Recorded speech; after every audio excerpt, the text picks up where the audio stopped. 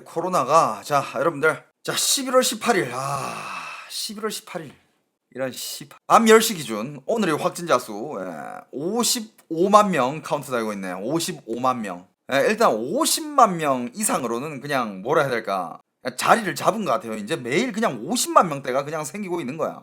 요 며칠을 보면 한번 봅시다. 요 며칠 동안 전 세계 확진자 수를 보면 계속 평균 그냥 뭐 일주일 동안 계속 평균 50만 이상이었네요. 평균치를 봤을 때 한 일주일 동안 계속 한 10일 동안 따져도 거의 뭐 평균 50만 이상을 계속 찍고 있었네. 그리고 오늘 뭐 여러분들이 또 많이들 방에 들어오셔가지고 지금 또 난리 났다 하시는데 자 왜 난리 났냐면 오늘 한국이 확진자 수가 굉장히 많습니다. 313명 확진자가 나왔는데 근데 여러분들 아셔야 되는 게 313명 확진자가 나왔지만 이 중에 해외 유입이 일단 68명이에요. 해외 유입이 좀 너무 많아요. 아니 그 해외에서 올 때 그 검사를 안 하고 오나? 그 입국시킬 때 보통 이게 무슨 뭐 건강증? 건강증이라기보다는 그냥 코로나 걸리지 않았다. 코로나 음성 증명 그거를 가지고 들어오게 한다고 하던데 야 그걸 하는데도 왜 이렇게 확진자가 많이 들어오는지 좀 이해가 안 되네요. 그러니까 해외 입국자 이거를 검사를 좀 강화를 시켜야 되는데 일단 그 들어오는 그 나라에서부터 이게 검사를 받고 들어와야 되는데 뭐 자 일단 한국 이행기는 이따가 하고 일단 전 세계 상황을 좀 보도록 하겠습니다. 전 세계 지금 10시 기준 55만 명 확진자가 늘고 있고 그 다음에 사망자가 10,000명이 넘네요. 자, 그중에 여전히 미국이 1위를 달리고 있습니다. 미국은 이제 뭐 1,000만 명, 1,200만 명을 향해 달려가고 있네요. 1,200만 명을 향해 달려가고 미국은 지금 오늘 확진자 수 15만. 어제는 17만 명 나왔네. 인도 확진자 수 2만 6천 명 나오고 있습니다. 잠깐만, 어떻게 보면 미국을 빼면 지금 확진자 수가 40만 명. 그다음에 유럽 빼면 내가 봤을 때 확진자 수, 전 세계 확진자 수 한 20만 명도 안 될 것 같은데. 미국은 지금 시위로 인해서 더 확진이 발생하고 있다고요? 시위뿐만 아니라 뭐 투표할 때도 그렇고 시위도 그렇고 그다음에 뭐 워낙 또 그분들은 자유분방하니까 저렇게 많이 늘어도 여러분들 미국에 뭐 유명 레스토랑이라든지 펍이라든지 뭐 이런 데 가보잖아요. 사람들 엄청 많아요. 유튜브나 뭐 이런 거 통해 가지고 저도 외국 상황을 좀 보고 있는데 그냥 뭐 길거리라든지 뭐 그냥 뭐 레스토랑이라든지 뭐 파티장이라든지 이런 데 보면 사람들 되게 많아. 그냥 마스크만 쓰고 있을 뿐 할 거는 다 해요. 한국이 인구수가 적어가지고 적게 나오는 거라고요? 그럼 뭐 프랑스는 어떻게 얘기할 거예요? 프랑스랑 스페인은 어떻게 할 거야? 스페인 한국보다 인구 적은데 지금 오늘 확진자 13,000명 나오고 있어요. 프랑스 45,000명 나오고 있어. 이렇게 비교하면 한국이 아주 현저히 낮은 거죠. 그죠? 폴란드도 한국보다 인구가 많이 적네. 한국보다 인구가 한 1,500만 명이 적은데 지금 폴란드 확진자 2만 명입니다, 하루에. 러시아도 2만 명이. 와, 이건 뭐 2만 명. 아르헨티나 1만 명, 이탈리아 3만 2천 명, 콜롬비아 5,900명, 멕시코 1,700명, 페루 1,600명, 독일 12,000명, 이란 13,000명, 폴란드 2만 명, 남아공 2,000명, 우크라이나 12,500명. 내년에 올림픽 가능하겠냐고요? 제가 봤을 때는 힘들 것 같은데. 근데 만약에 백신이 정말 나와 가지고 일본에서 많은 물량을 확보를 해 가지고 백신들 다 맞는다. 그러면 또 가능은 해. 일단 진짜 내년에 백신이 얼마만큼 전 세계적으로 공급이 되느냐. 이게 굉장히 중요할 것 같아요. 한국 상황을 좀 보도록 합시다. 일단 한국의 오늘 확진자 313명 늘었는데 사망자도 2명 나오고 근데 여러분들 313명 중에 일단 해외 유입이 많아요. 해외 유입. 지역 발생은 245명이에요. 물론 한국 기준에서는 245명도 좀 많은 편이죠. 그죠? 자, 그 다음에 보면 이번 달에 들어 계속 뭐 124명, 97명, 75명 이러다가 이제 막 엊그제 한 4일 전, 5일 전부터 205명, 208명, 223명, 230명, 313명 이런 식으로 지금 계속 늘고 있는데 일단 여전히 제일 심각한 곳은 수도권입니다. 서울이 91명, 경기 81명, 인천 9명, 수도권이 많고 수도권 외로는 이제 전남이 15명으로 가장 많고 이어서 이제 경북 12명, 광주, 경남 각 9명, 충남 6명, 강원, 부산 각 5명, 대구 2명, 대전 1명 뭐 이런 식입니다. 그리고 이제 해외 유입이 많은데 해외 유입은 이거 진짜 뭐 어떻게 안 되나? 자, 일단 어떻게 지금 터지고 있는지 한번 봅시다. 일단 요런 게 있습니다. 소규모 집단 감염이 한국에서 엄청 많이 터지고 있다고 하네요. 자, 소규모 집단 감염 하루에 10건씩 특정 고리 1, 2차 유행보다 추적 어려워. 코로나19 신규 확진자가 81일 만에 300명을 넘긴 것은 소규모 집단 발생이 하루 평균 10건씩 나오는 등 전국 곳곳에서 산발적 감염이 끊이지 않고 있는 영향이다. 또 미국, 유럽 등지의 확산세가 커지면서 국외 유입 사례도 부쩍 늘었다. 종교단체 등 특정 집단을 중심으로 확산세가 커졌던 이전 유행과는 확연히 다른 양상이다. 18일 박영준 중앙방역대책본부 역학조사팀장은 지난 12일부터 18일 사이 5명 이상 집단 감염으로 분류되는 거니 전국적으로 하루 평균 10건 정도 발생하는 것 같다고 말했다. 이 뜻은 지금 뭐냐? 그만큼 집단 감염이 많다 이거죠. 그만큼 집단 감염이 많다는 거는 그만큼 많은 사람들이 이제 모임을 가지고 있다는 거죠. 근데 뭐 여러분들도 뭐 지금 뭐 출퇴근하시고 뭐 일상을 하고 있잖아요. 솔직히 지금 1년 가까이 됐는데 솔직히 지금 초반에는 다들 격리합시다. 다들 집에서 뭐 최대한 격리하고 접촉하지 맙시다. 이럴 수 있는데 지금 1년이 넘어가면서 사람들이 그렇게 살면 이제 다 굶어 죽어요. 뭐 경제도 그렇고 뭐 다 망해. 그러니까 지금은 이제 마스크를 하고 최대한 방역 수칙을 지키면서 일상생활을 하는데 그런 와중에도 이제 좀 이렇게 감염 사례가 계속 나오다 보니 이게 계속 많아지니까 확진자가 계속 많아지는 거죠, 뭐.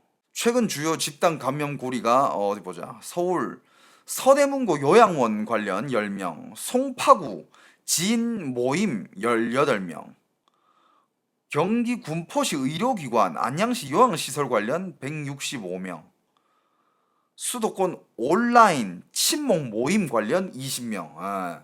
온라인 친목 모임이라 하면 이제 뭐 온라인 친목 모임이라 하면 동아리 모임이죠, 그죠? 동아리? 아니 동아리가 아니라 그 뭐라 하지? 카페 모임? 소모임? 이런 것들 아닐까요? 경기 안산시 수영장 관련 12명, 광주시 대학병원 관련 36명, 동호회. 동아리가 아니라 동호회. 요즘 단어 생각이 안 나. 뭐 속보 중에 이런 것도 있는데 서산서 30대 확진, 의정부 확진자와 장례식장서 접촉. 뭐 장례식장 이슈도 있고 여기저기 정말 다양하게 지금 터지고 있습니다. 최대한 여러분들이 돌아다니면서 좀 방역 수칙을 지키면서 최대한 조심하면서 돌아다녀야 되지 않나. 그리고 여러분들 내일부터 서울이랑 경기, 광주 1.5단계로 격상한다고 하는데 근데 보니까 지금 뭐 야구장에서도 지금 관중들이 들어가서 볼 수 있지만 이제 안전거리 유지를 위해서 이렇게 띄엄띄엄 앉잖아요. 야, 이거 단계 더 올라가면 이제 이런 것도 못 하게 되는 거 아니야? 원래는 이제 1.5단계로 들어가면 야구장 관객도 원래는 이제 50%까지 이제 관객을 허용을 했는데 이제는 30%까지 줄여야 된다고 하네요. 그러니까 지금 그런 거야. 지금 이게 터진다고 해가지고 아예 뭐 확 상황을 뭐 방역 단계를 격상시켜가지고 아예 그냥 봉쇄해버린다 이런 것보다는 조금씩 이렇게 뭐 조절해가면서 하는 수밖에 없어요, 지금. 그 다음은 뭐 예배, 미사, 법회 등 종교 활동도 전체 좌석 수의 30%로 제한되고 있다고 하고 결혼식장, 장례식장, 학원, 노래 연습장 등 상당수 다중 이용 시설이 이 수칙을 적용받게 됩니다라고 하네요. 잠깐 요 기사 제가 한번 전달해 드릴게요. 요거 유행 우려에 벌써 2단계 격상을 방역 완급 조절하려던 정부 난감. 전문가들 거리두기 강화 신중 의견. 타깃 방역할 수 있는 상황 아니야. 거리두기 강화 없이는 확산 못 막아. 1.5단계 방역 효과 걱정은 되지만 경제 피해 제쳐두고 판단 어려워. 그러니까 지금 굉장히 지금 어떻게 보면 정부도 되게 난감한 상황이죠. 막는 것도 막아야 되지만 그렇다고 경제 피해를 또 막대하게 그걸 감수할 수는 없고 이게 중간점을 잘 잡아야 되는데 코로나19 신규 확진자가 가파르게 늘면서 전국적 유행을 막으려면 사회적 거리두기를 선제적으로 2단계로 높여야 한다는 목소리가 커지고 있다. 서울, 경기, 광주에서 19일부터 1.5단계가 시행될 예정인데 이를 거치지 말고 2단계로 직행하자는 것이다. 이달 초 마련된 새 거리두기 체계에 따라 환자 발생 수와 병상 현황을 고려하며 방역 완급을 조절하려던 정부는 난감한 표정이다. 학교, 학원발 집단 감염이 발생한 경남 하동구는 18일 거리 두기를 2단계 수준으로 올렸다. 2단계 격상 목소리가 나오는 배경에는 과거 유행 때와는 확연히 달라진 최근의 전파 양상이 있다.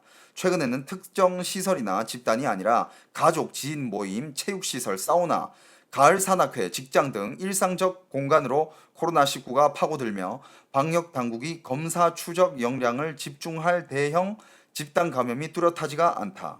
이재갑 한림대 의대 교수는 타깃 방역을 할 수 있는 상황이 아니라 강도 높은 사회적 거리두기를 하지 않고서는 환자 증가를 막지 못할 것이다 라고 말했다. 엄중식 가천대 길병원 교수도 방역 강화를 머뭇거리다가 전국적 유행으로 확산하면 향후 자영업자 등의 피해가 더 커질 수 있다며 기존 3단계에서 5단계로 세분화한 새 거리두기 체계에서는 단계를 올릴 때는 선제적이고 신속하게, 내릴 때는 완만하게 하는 게 바람직하다고 제안했다. 하지만 1.5단계를 아직 본격 시행하지 않은 만큼 상황을 좀 더 지켜봐야 한다는 의견도 맞서고 있다.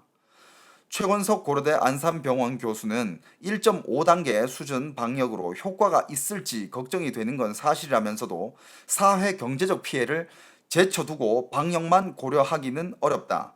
지금은 코로나19가 고령자층과 요양시설 등으로 유입되지 않도록 집중하다가 아니다 싶으면 신속히 2단계 격상을 검토해야 할 것이라고 말했다. 김호란 국립암센터 교수도 단계 격상으로 생계에 직접적인 타격을 받는 사람들을 고려하지 않을 수 없다며 바로 격상을 하기보다 밀집도를 낮추기 어려운 식당에 투명 칸막이를 보급하는 등의 방식으로 다중이용시설과 사람들이 자발적 방역 강화를 정부가 지원해야 한다고 조언했다. 어떻게 보면 이것도 맞는 말이에요. 그죠? 그러니까 어떤 사람은 지금 단계 더 올려야 된다. 더 봉쇄, 격리를 강화해야 된다. 또 한쪽은 물론 그렇게 하는 것도 좋지만 이 서민들의 경제적인 피해가 막대할 수 있으니 그런 것보다는 아직 좀 더 지켜봐야 된다. 지금 약간 이런 의견들이 맞서고 있는 상황입니다. 전문가들이 고령자 등 고위험군으로의 코로나19 유입 차단을 강조하는 것은 고령자 확진자 규모가 늘어나면 의료 체계 부하가 더 빠르게 커지기 때문이다. 이 때문에 정부도 요양시설 등 감염 취약 시설을 대상으로 수도권은 2주, 비수도권은 4주를 주기로 연말까지 전수 검사를 하고 있다. 또 조용한 전파를 통해 발생하는 청장년층 환자를 줄이기 위해 최근 선별진료소 검사 대상 기준을 기존 확진자의 접촉자 등에서 의심 증상이 있는 경우로 대폭 완화했다. 다만 2단계 격상은 아직이라는 입장이다. 개편된 사회적 거리두기 체계에 따르면 정부는 전국적 하루 신규 확진자 300명 초과 1주간 지속 1.5단계 격상 기준, 수도권 하루 100명, 다른 권역 30명, 강원 제주 10명의 2배 이상 확진자 발생 지속, 2개 이상 권역에서 1.5단계 수준의 유행 1주 이상 지속 중 한 가지가 충족되면 2단계 격상을 검토한다. 강도태 중앙재난안전대책본부 총괄조정관은 2단계에서는 밤 9시 이후 식당 영업이 금지되고 노래방이나 실내 체육시설 등 많은 다중이용시설의 영업이 중단되는 등 강력한 조치가 이루어지는 만큼 최대한 2단계로 가지 않도록 노력하는 것이 우선 중요하다고 말했다. 이 노력을 어떻게 해야 된다? 우리가 다 같이 진짜 여기 지금 그 누구도 여러분들한테 무슨 여러분들이 일상을 여러분들이 삶을 여러분들이 경제 활동을 멈추라는 사람은 없습니다. 솔직히 지금 멈추기에도 말도 안 되고요. 안 그래도 지금 힘든데 지금 여기 더 멈춰버리면 어떻게 살라는 거야. 최대한 이제 조심하는 거죠. 최대한 조심하면서 마스크 쓰고 다니면서 사람 없는 데로 다니면서 그런 식으로 이제 해야죠. 그리고 요것도 여러분들이 알면 좋을 것 같아 가지고 가져왔는데 내일부터 그러니까 이제 19일부터죠. 코로나19 독감 동시검사 건강보험 적용이라고 합니다. 19일로부터 코로나19와 독감을 동시 진단하는 검사에 건강보험이 적용된다. 검사 비용은 의료기관 따라 83,560원에서 9만 520원 수준으로 본인 부담은 질병청 진단검사 예산으로 지원할 예정이다. 이 검사법은 한 차례 검사만으로 3시간 내지 6시간 안에 코로나19와 독감 감염 여부를 진단, 지난 3일 식품의약품안전처의 허가를 받았다. 건보 적용 기준은 원래 독감주의보 기간에 한정하나 올해는 독감주의보 발표가 없더라도 내일부터 우선 적용된다. 정부는 유행 상황에 따라 건보 적용 기한 연장을 검토할 방침이다라고 하네요. 근데 지금 뭐 여전히 그겁니다. 솔직히 전 세계적으로 비교했을 때는 한국은 굉장히 양호한 상황인데 요즘 또 좋은 소식도 많이 나오고 있잖아요. 이건 제가 봤을 때 이거 아까 뜬 속보인데 뭐 물론 이게 또 어떻게 될지는 모른다만 자 이건 속보 화이자 코로나 백신 임상 최종 결과 95% 효과가 있다고 합니다. 야 코로나19 백신을 개발 중인 미국 제약사 화이자와 독일 바이오엔테크가 3차 임상시험 최종 분석 결과 95%의 면역 효과를 확인했다고 밝혔다. 이게 아까 좀 전에 속보로 뜬 건데 어떻게 보면 이건 좋은 소식이죠, 그죠? 근데 이것도 무슨 뭐 주가 띄우려고 막 장난하는 그런 기사만 아니라면 요런 기사가 뜨는 반면에 한국에서도 또 요런 기사가 뜹니다.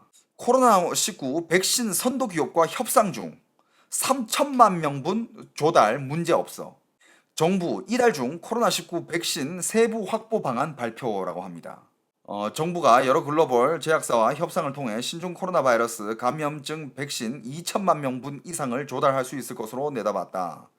여기에다 백신 공동 구매 배분을 위한 국제 프로젝트인 코백스 퍼실리티를 통해 확보할 1천만 명분을 합쳐 내년에 3천만 명분의 백신을 공급하겠다는 목표다. 백신도 지금 효과가 95%나 확인이 됐고, 그 다음에 공급도 지금 이렇게 협상이 진행이 되고 있고, 공급분도 막 지금 만들어낸다고 뭐 지금 이런 얘기가 나오고 있고 하니, 뭐 한국뿐만 아니라 전 세계까지도 사람들이 아마 좀 뭐라 해야 될까 좀 이제 마음을 놓은 사람들이 꽤 많을 것 같아요. 약간 고삐 풀린 사람들. 그래도 한국은 좀 이렇게 자발적으로 잘 하는 편인데 외국에서는 좀 이제 이제 끝났구나. 벌써부터 그냥 뭐 그런 사람들이 꽤 있을 것 같아.